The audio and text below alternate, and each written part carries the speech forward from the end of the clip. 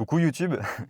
Et ben alors, ça serait pas la toute première vidéo YouTube sur ma chaîne? Je pense que oui. Je savais pas trop comment commencer cette vidéo, donc ça sera malheureusement avec cette intro. Pour démarrer, je pense qu'il faut que je commence par me présenter, au cas où il y aurait des nouvelles personnes qui tomberaient sur cette vidéo-là. On sait jamais. Tout simplement, je m'appelle Mathis, je suis coach en ligne et j'accompagne des hommes et des femmes qui s'entraînent déjà sérieusement en musculation, mais en fait qui n'ont pas forcément les résultats qui sont à la hauteur de leurs efforts à justement débloquer leur progression, simplement en comprenant en fait comment progresser et en leur amenant un cadre et une structure claire pour leur permettre de relancer leur progression. Donc pour essayer de présenter un petit peu ce qui va se passer sur cette chaîne YouTube, ça va être de partager de la valeur, de vous donner des conseils justement pour comprendre comment progresser à la salle, parce que ce que je remarque la plupart du temps, c'est que les gens en fait quand ils commencent la musculation, c'est normal, à ce moment-là à peu près tout fonctionne, mais il y a un moment donné où une fois passé le stade de débutant, ce qui a marché par le passé ne fonctionne plus. C'est là où en fait il faut passer au cran supérieur et comprendre ce qu'on fait à la salle, que ce soit sur les exercices, sur la technique, sur l'intensité, sur plein de choses au niveau également de la nutrition, de la récupération. Le hasard ne fonctionne plus, ou en tout cas pas suffisamment bien. Donc l'objectif, ça sera de donner des conseils par rapport à ça, mais aussi de partager un petit peu plus de mon quotidien, de vous partager mes entraînements. En tout cas, aujourd'hui, on est jeudi, je crois qu'on est le 5 mars. J'ai pas l'heure non plus, il est 10h15, je sors de la salle. C'était ma deuxième séance jambes de la semaine. Cette séance-là, c'est une séance vraiment focus sur les quadriceps, qui est mon retard et mon focus actuellement. L'objectif, ça sera de poster une vidéo par semaine sur YouTube. Et si jamais, n'hésitez pas, si vous tombez sur cette vidéo, à me suivre sur Instagram. C'est là où je serai quand même majoritairement présent. Et je communiquerai également sur Instagram quand je posterai une vidéo. Donc, si vous voulez être au courant de tout, n'hésitez pas à me suivre. Je mettrai le lien juste ici. Je me débrouillerai au montage pour le faire. Bon, maintenant, je ne sais pas comment finir cette intro. Je pense que je vais faire comme tous les influenceurs, je vais faire la transition main et on se retrouve très vite dans la journée ou dans les prochains jours. On se retrouve en voix off sur mon lower 2 de la semaine. Donc pour le contexte, j'ai 3 séances jambes par semaine et dans celle-là, je fais un focus notamment sur les quadriceps. Je commence par du leg extension que je vais faire en unilatéral parce que j'ai mon côté gauche qui est plus fort que le côté droit. Du coup, je vais garder 1 à 2 arrières sur ma jambe gauche pour essayer de rattraper mon retard sur mon côté droit. Et bien sûr, je commence mes séries par mon côté faible, donc mon côté droit. Forcément, on n'oublie pas les sangles du tirage et la ceinture. Ça va m'aider à gagner en stabilité, donc à avoir un mouvement qui sera plus précis et plus efficace. Et clairement, si tu n'utilises pas ces accessoires sur ce mouvement, tu limites ta progression. C'est un exercice qui va me permettre de raccourcir totalement mes quadriceps. Et comme on sait que plus un muscle fatigue et plus on aura de mal à le raccourcir, ça me permet de le rentabiliser au mieux en étant à 100% dessus, sachant en plus que c'est un mouvement d'isolation où il y aura uniquement mes quadriceps d'impliquer, donc raison de plus. Je fais 3 séries et après ça je passe sur 2 séries de pendulum squat. Ça faisait quelques mois que je faisais du hack squat 2 fois par semaine et là depuis un peu moins d'un mois j'ai voulu reprendre le pendulum pour ne faire du hack qu'une seule fois dans la semaine. Donc je suis encore sur une phase où je cherche mes repères, je standardise notamment au niveau du placement de mes pieds. L'objectif ça va être d'avoir une flexion de genou maximale. Ici j'essaie surtout de ne pas prendre de pause en haut du mouvement pour maintenir l'attention et bien standardiser mes reps.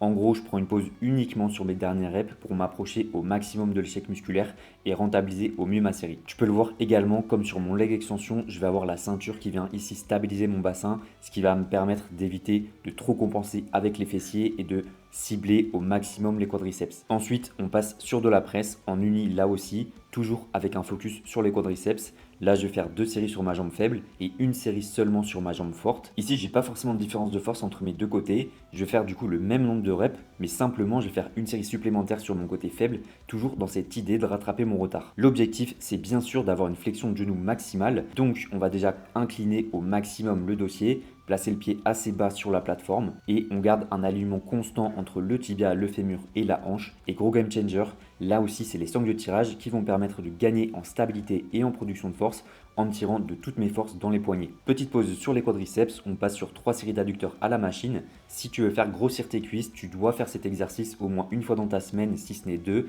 Les adducteurs, c'est un groupe de muscles qui vont prendre le plus de place au niveau de ta cuisse. Donc si tu les développes bien, tu auras des cuisses beaucoup plus imposantes, sans parler du gain de force que ça va t'apporter sur tes gros mouvements sur le bas du corps et en termes de santé, notamment au niveau des genoux et des hanches. Bien sûr, on n'oublie pas les mollets, ici avec 2 séries sur les mollets assis à la machine.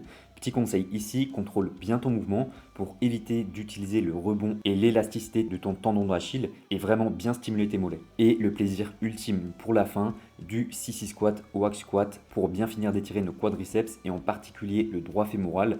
Là, l'idée, ça sera de garder un alignement constant entre ton buste, ta hanche et tes genoux pour maximiser la tension sur le droit fémoral. Je vous reprends, il est 13h30, je viens de finir mon café. Là, l'objectif, ça va être déjà dans un premier temps de m'occuper des vidéos d'exécution de mes clients, celles que j'ai reçues à la fois hier soir et du coup ce matin. Et je vais également commencer à monter cette vidéo YouTube que vous voyez en ce moment. Je vais couper la caméra, mais juste avant, regardez-moi comment elle n'est pas trop bien sur sa fenêtre. Soso? Un petit mot, Soso? Ah, elle n'a pas kiffé mon bisou. Tant pis. Salut Hélène, j'espère que tu vas bien. On se retrouve pour les retours vidéo de ta séance Upper 2. Sur ce mouvement-là, il faut que tu mettes ton intention au niveau de ton coude. Tu oublies tes mains. Tes mains, en fait, elles sont juste là pour servir de crochet, on va dire. Mais ensuite, il faut que ton mouvement, tu l'engages avec tes coudes. Parce que sur ce mouvement-là, l'objectif, c'est de recruter ton grand dorsal. Le risque, c'est que si tu te concentres trop sur tes mains, tu ressentes également les triceps. C'est vraiment très léger, mais tu as un petit balancier. Tu vois, la contraction, tu pars un peu vers l'arrière, à l'étirement, tu ravances un petit peu. Là, l'objectif, c'est que quand tu fasses ton mouvement, tu aies le câble qui suive parfaitement la trajectoire de ton bras. Comme ça, tu t'assures d'avoir un mouvement qui est efficace, de ne pas avoir de friction au niveau du mouvement, d'être bien aligné avec la résistance. Ce que tu peux faire aussi, c'est serrer quelque chose dans ta main. Je sais que ça peut paraître un peu bizarre de serrer une poignée alors qu'elle n'est pas reliée à la machine ou à la poulie, mais ça va te permettre de contracter ton avant-bras. Et si en fait tu serres mais sans avoir rien dans la main, ce sera moins efficace que si tu as vraiment un vrai truc à serrer. Et surtout, ça va te permettre de produire plus de force. Et quand le mouvement se complique, le fait de contracter, ça va te permettre aussi d'avoir un meilleur grind et de du coup plus facilement réussir à gratter des reps, du coup avoir plus de stabilité et à éviter de finir par en même temps faire une rotation du buste et que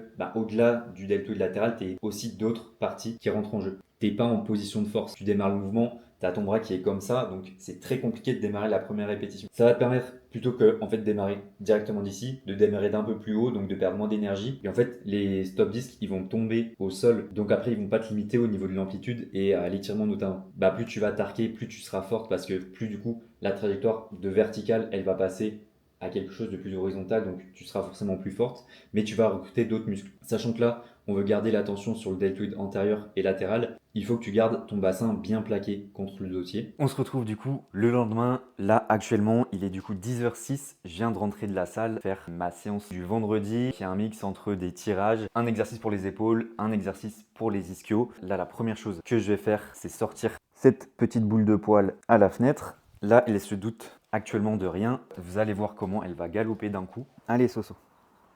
Là, je vais sortir un petit peu Soso à la fenêtre. Ensuite, je vais dans un premier temps m'occuper de finaliser le montage de cette vidéo YouTube. J'ai un nouveau client qui démarre lundi. Je dois recevoir toutes ces infos au niveau du questionnaire, au niveau des photos, tout ça, pour commencer à bosser sur sa prog aujourd'hui et lui faire une vidéo de présentation pour tout lui expliquer au niveau de la stratégie et faire en sorte qu'il puisse démarrer à 100%, sans aucun doute, sans avoir de questions en suspens. Qu'est-ce que tu fais, Sora?